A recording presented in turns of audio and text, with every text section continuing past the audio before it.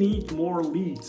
Our leads are not closing in the right way, or our salespeople are not generating enough leads. I often hear a lot of fellow entrepreneurs and a lot of seasoned B2B sales professionals confuse the terms of leads, prospects, and opportunities. And in today's video, I'm going to explain to you the differences between those terms. And I'm going to try to highlight why you should take a proper care about differentiating those terms within your organization in order to improve your sales numbers, in order to make more money, and in order to close even more deals than now. So stay tuned and keep watching. Let me start with some definitions. A lead is someone that has merely expressed some interest in your product, service, or a brand. This can be a person that has left you their business card on an event or a trade show or at a conference. This can be also a person that has attended your webinar for some reason. A lead is someone that has shown some sort of an interest in your brand or in your business, but you cannot tell for sure if they are really interested to buy something from you. A prospect is someone that fits within a certain criteria of your organization, of your business that you should define along with your team in order to make them more qualified. So let's say that this business card that you have received on the trade show is being left by a marketing manager, and your main target is a CTO or CIO of the particular organization. This lead will probably not become your prospect because they do not fit the right persona that you are going to talk with.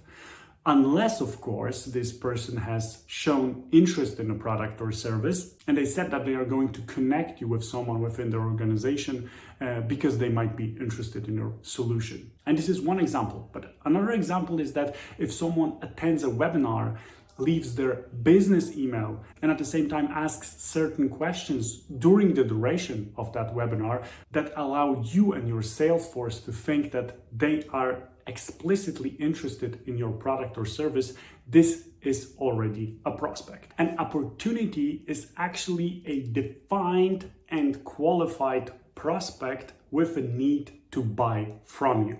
Let's say that this person at the trade show has given you their business card. Let's say that they fit within your needs. So they are indeed a CIO or CTO of an organization. Let's say that they have already attended a webinar and at the same time they have booked a one-on-one presentation of your service and they are now interested in the pricing of this solution and customization of this solution for their own organization. This is a perfect example of an opportunity. So not only you have a person that is interested in your brand, this person is also explicitly interested in your product and its features. They have also asked for a quote about this product or service. Lead, prospect, opportunity, completely different things that can make or break your sales process. And just before I will jump to the next part of the video, if you are finding this material interesting and valuable for you, make sure to subscribe to our channel. So why should you actually differentiate those three and what consequences this might have for your business? First and foremost, if you misqualify or even worse, you will not qualify your leads at all. This means that your sales team or even yourself, if you are a small business owner, might burn time in order for conversations that last dozens of hours and do not lead to anywhere near closure. And trust me, I have been there. I have not qualified the leads at the beginning of my career, and I was engaged into conversations with people that turned out to not even fit part of my criteria and part of the profile that I was looking for in order to make a successful sale. So in order to properly qualify those leads, you need to have your discovery phase in place and you need to have certain questions asked to people at the beginning of the sales cycle in order to find out if someone who is a lead will actually ever become a prospect or an opportunity in the future. In some cases, misqualification or lack of qualification can even lead to a reputation damage. Because if your salespeople are currently engaging all of the entrepreneurs of the world with a pitch of your new product, then there is a likelihood that some of them might get annoyed with that. Same goes for cold emails, or same goes for other types of engagements that you can have on social media. Take LinkedIn for an instance. In order to avoid that, you should probably have a conversation, an internal workshop with your sales team in order to assess who is the best person to target your outreach with, how and with what these people can be engaged, what is the value proposition that you have with your newly launched product or your set of services, in order to make these people actually interested, in order to fulfill their potential needs, and in order to actually make them interested. Lack of qualification and lack of information about your prospects can also have a damaging effect on your marketing efforts. Because if your marketing team does not know what kind of profiles should they target with paid ads, with their campaigns, or with some social media marketing, then there is a likelihood that the leads that will be coming in to your funnel will just not be the right fit at all. And here, from my perspective, the conversations between the sales team and marketing team can work miracles. Something that have worked very well for me in the past in both improving the qualification process as well as improving the website, but that's the topic for another video. One of the things that had make miracles for me when it comes to qualifying the leads as well as targeting the campaigns was to have sales team and marketing team exchange information between one another.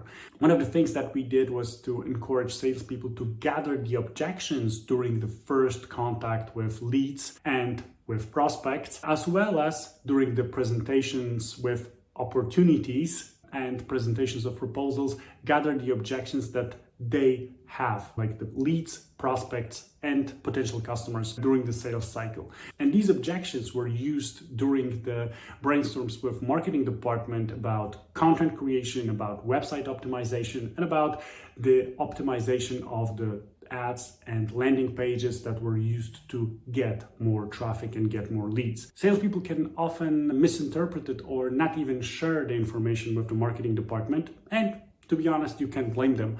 But once you will start gathering those information, some of the questions that will emerge will actually amaze you. And trust me, your potential customers, your leads are probably having a lot more doubts than you would like to think. We are all biased, and especially if you are in your industry for many years, you are missing on some important points that are out there for people that do not know a single thing about your products, your services, and about what you are selling. Just a reminder, if you are finding this video interesting, then make sure to subscribe to our channel and turn on the notifications. So how can you actually improve on the lead qualification process in order to set things straight in your organization? First and foremost, you should have questions that are related to the organizational level. Let's say that you can qualify by the industry. Does this particular lead belong to a target industry or a market segment that you are interested in? After that, you have the opportunity level. So is there really a demand or a need within the organization for your service or product? Another one is a stakeholder level. Are you really talking to the person that you should be talking to? And don't get me wrong, you do not necessarily need to always have a certain persona reaching out to you, but you should at least be aware of the fact if this person actually knows about this inquiry or about this interest.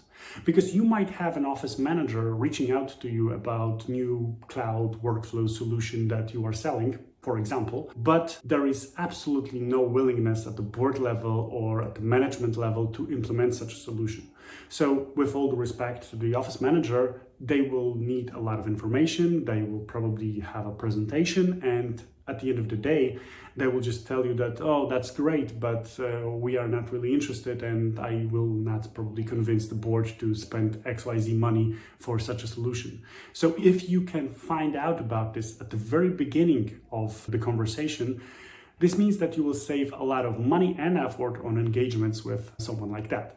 So this is all when it comes to the qualification, but one more thing that I would really like to draw your attention to is to proper definition of leads, prospects and opportunities, and proper configuration of your tools.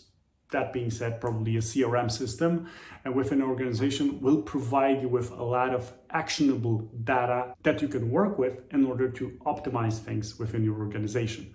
You will quickly be able to define, for example, how likely it is for a lead incoming from a certain channel, an event, a website, or webinar to convert into a prospect and then into an opportunity.